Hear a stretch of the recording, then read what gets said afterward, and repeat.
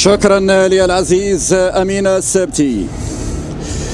تحية طيبة مشاهدينا الكرام متابعينا في كل مكان عبر قنوات بين سبورتس. معنا تواصل من خلال هذا الحدث القاري الافريقي الكان 2023 في الكوت ديفوار. تاريخيا الكوت ديفوار يحتضن هذه البطولة المرة الثانية بعد 84 2023 وطموحات السود الأطلس لمعانقة اللقب الذي غاب لعقود طويلة منذ ذكريات أحمد فرس ومنذ الكان الوحيد اللي رفع فيه السود الأطلس اللقب القاري تحت قيادة أحمد فرس الجوليادور التاريخي للكتيبة المغربية. هذه مدينة سان بيدرو وهذا هو استاد بوكو لورون تيمنا بواحد من اساطير الكرة الإيفوارية لورون بوكو اللي كان نجم الإيفواريين في السنوات السبعينات.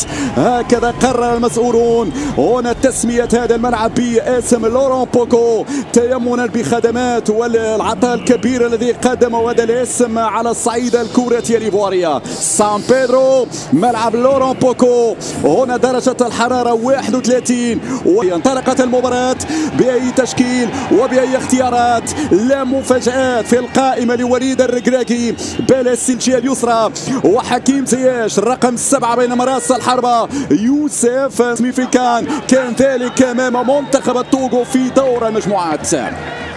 بالمقابل منتخب تنزانيا يلعب له مانولا في حراسة المغربية بلمسة زياش يعكس هذه الكرة بحثا عن يوسف من أصحاب التقاليد القارية منتخب الفراعنة مصر. هنا سفيان مرابط والصافرة من الحاجي تشير إلى خطأ حذاري من هذا اللاعب قائد منتخب الكرات الثابتة والرقابة رجل لرجل في منطقة الجزاء. هداف نادي اشبيلية انطلاقة إلى الجهة اليسرى مرفوعة الكرة في القائمة الثاني وبالراس برافو يوسف نصيري في ثاني تدخل. هنا الجرأة التنزانية والاندفاع التنزاني والهجوم التنزاني يبدأ مبكرا في مباراة اليوم. يعود زياش إن شاء الله في مباراة اليوم وياسين بونو بكل هدوء الممكن يتابع الكرة أرقامه القياسية مميزة ياسين. فضاءات المونديالية بالملاعب القطرية بينما انطلاقة من الجهة اليسرى الزلزولي. يلا يا الزلزولي هذه الكرة تمشي للأمام.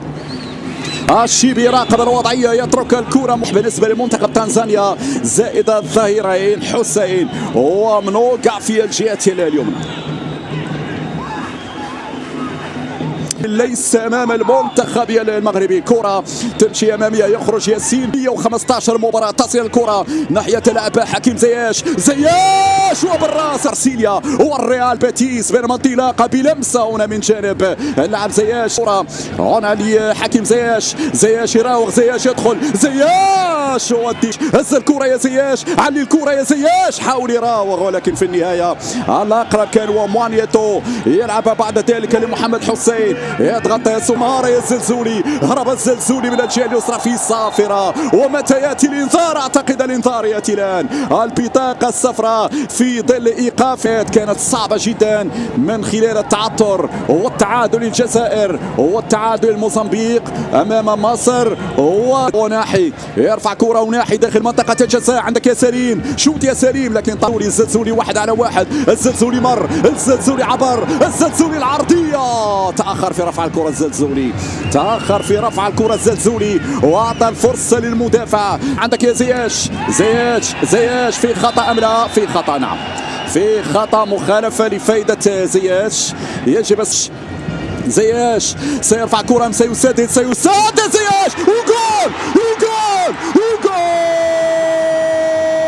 ولا الأسود يسجلون الأسود يزارون الأسود يفعلون عن طريق صاحب الخبرة المدافع سايس بذكريات التوغو سايس بذكريات 2017 سايس في أجمل متابعة يضع الكرة في الشباك بعد الأولى من زياش. أنا قلت بأن حكم الباس رائعة هز الكرة يوناحي في خطأ انذار سلامات يا خوفي على اللاعبين من مثل هذه التدخل. سيرفع الكرة يلا الثاني